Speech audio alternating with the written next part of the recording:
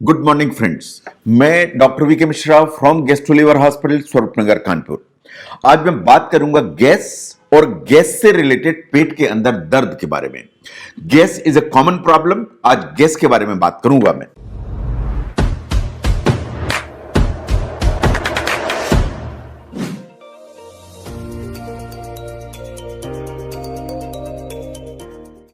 कुछ सच्चाइयां हैं जिन्हें हमें समझने की जरूरत है कि जहां तक डाइजेस्टिव सिस्टम है इसमें गैस नॉर्मल होती है। ऑन एन एवरेज 750 ml जो गैस है वो एकदम नॉर्मल है, जो हमारी नॉर्मल जो डाइजेशन की प्रोसेस है उसका हिस्सा है।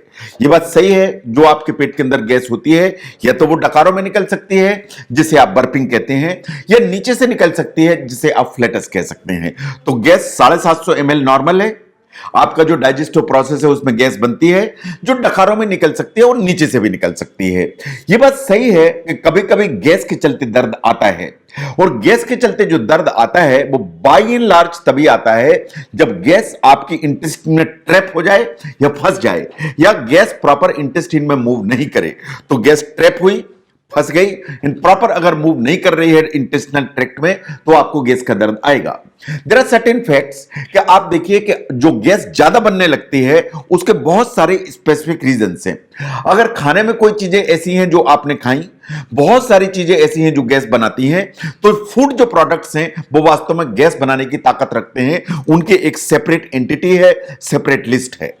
कुछ बीमारियां ऐसी हैं जिनमें वास्तव में गैस ज्यादा बनती है, जैसे इरिटेबल बाउल सिंड्रोम है, गैस ज्यादा बनेगी। जैसे सीलिएक डिजीज है जिसमें व्हीट या गेहूं से इंटॉलरेंस हो जाता है, गैस ज्यादा बनेगी। जैसे स्मॉल इंटेस्टिनल बैक्टीरियल ओवरग्रोथ है या सीबो जिसे कहते हैं, जिसमें स्मॉल इंटेस्टाइन में बैक्टीरिया डेवलप हो जाते हैं, गैस ज्यादा बनेगी। ऐसे ही इंफ्लेमेटरी बाउल डिजीज है जैसे अल्सरेटिव कोलाइटिस है, क्रॉन्स डिजीज है, इन सब में वास्तव में गैस ज्यादा बनती है। तो कुछ फूड प्रोडक्ट हैं जो गैस ज्यादा बना सकते हैं, कुछ बीमारियां हैं जो वास्तव में गैस ज्यादा बना सकती हैं। लेकिन मोटे तौर पे अगर आप सिम्टम्स को ध्यान से देखें कि अगर पेट के अंदर गैस ज्यादा बन रही है, नंबर 1 डकारें आएंगी, जो बर्फ है उसमें गैस बाहर निकलेगी। नंबर 2 गैस बराबर पास होगी, है ना, गैस पास होती चली जाएगी। ऑन एन एवरेज एक इंडिविजुअल रोज 20 बार के आसपास गैस पास करता है। जो गैस है कभी अगर ट्रैप होती है तो पेट में दर्द आ सकता है, मरोड़े आ सकते हैं, एक नोटेड फीलिंग आ सकती है जो मरोड़े जैसे वो आ रहा है अगर गैस ट्रैप हो जाती है तो। इसके अलावा अगर पेट में गैस ज्यादा बन रही है तो पेट ऐसा फूल सकता है, आपको एक ब्लोटिंग की फीलिंग आ सकती है, और जो ब्लोटिंग की फीलिंग आएगी तो आपको ऐसा लगेगा पेट के अंदर बहुत प्रेशर डेवलप हो रहा है। कभी कभार गैस के चलते पेट में इतना डिस्टेंशन हो सकता है कि जो आंख से दिखाई दे कि पेट कितना बड़ा हो गया है, या ऑब्जर्वेबल एब्डोमिनल डिस्टेंशन हो जाएगा। Now gas is a common problem.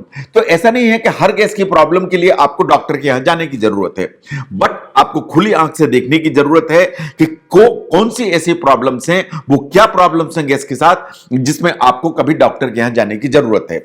मान लीजिए आपको गैस पेट में बन रही है, लेकिन उसके साथ लगातार आपके पेट में दर्द बना हुआ है, या आपको बार बार पेट में दर्द हो रहा है जो आपकी रोजमर्रा की जिंदगी या रूटीन एक्टिविटी से इंटरफेयर कर रहा है, और रोज हो रहा है ऐसा। अगर ऐसा है कि गैस बन रही, दर्द हो रहा और आपकी एक्टिविटी इंटरफियर हो रही, तो आपको डॉक्टर को दिखाने की जरूरत है। नंबर 2, अगर आपको लगता है गैस के साथ या गैस के दर्द के साथ और भी एडिशनल सिम्टम्स आना चालू हो गए हैं, चाहे वो डिस्टेंशन की बात हो, चाहे वॉमिटिंग की बात हो, अगर एडिशनल सिम्टम्स आ रहे हैं तो आपको डॉक्टर को दिखाने की जरूरत है। इनफैक्ट जो एडिशनल सिम्टम्स आते हैं उनको आपको ध्यान से देखने की जरूरत है। अगर आपकी जो लेट्रिन है उसमें किसी भी स्टेज पर गैस के साथ अगर लेट्रिन में ब्लड दिखाई देता है, जैसा आपको फोटोग्राफ में दिखाई दे रहा है, तो आपको डॉक्टर को दिखाने की जरूरत है। अगर गैस के साथ आपको लगता है कि जो स्टूल है उसकी कंसिस्टेंसी चेंज हो रही है, स्टूल टाइट हो रहा है या लेट्रिन टाइट हो रही है या लेट्रिन ढीली हो रही है, दोनों तरह की जो ऐसी स्थिति है आपको अपने डॉक्टर को दिखाने की जरूरत है। अगर आपको लगता है कि गैस के अलावा जो लेट्रिन है या स्टूल की जो फ्रीक्वेंसी है वो चेंज हो रही है, कि कभी दिन में 3 बार, कभी दिन में 2 बार, कभी 2 दिन तक हो ही नहीं, अगर इस तरह की स्थिति आ रही है तो आपको अपने डॉक्टर को दिखाने की जरूरत है। अगर आपको लगता है कि गैस आपको रोज बनती है डकारों में निकलती है, नीचे से पास होती है, इन बिना किसी आपके प्रयास के आपका वेट कम हो रहा है, that is unintentional weight loss. अगर ऐसा है तो भी आपको अपने डॉक्टर से दिखाने की जरूरत है। या आपको लगता है कि आपकी जो लेट्रिन है वो अल्टरनेट डायरिया इन कॉन्स्टिपेशन है, कि आज कॉन्स्टिपेशन है, कल डायरिया हो गया, परसों कॉन्स्टिपेशन है, उसके बाद डायरिया हो गया। अगर अल्टरनेट डायरिया एंड कॉन्स्टिपेशन है तो भी आपको डॉक्टर को दिखाने की जरूरत है। इसके अलावा अगर गैस के साथ आपको परसिस्टेंट नौशिया हो रहा है, जी मिचलाता है एंड वॉमिटिंग हो रही है, तो आपको डॉक्टर को दिखाने की जरूरत है।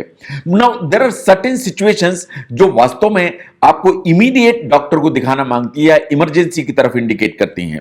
अगर आपको पेट में दर्द इतना हो रहा है जो अनबियरेबल है एंड वो कंट्रोल ही नहीं हो रहा है, इसका मतलब आपको डॉक्टर को दिखाने की जरूरत है।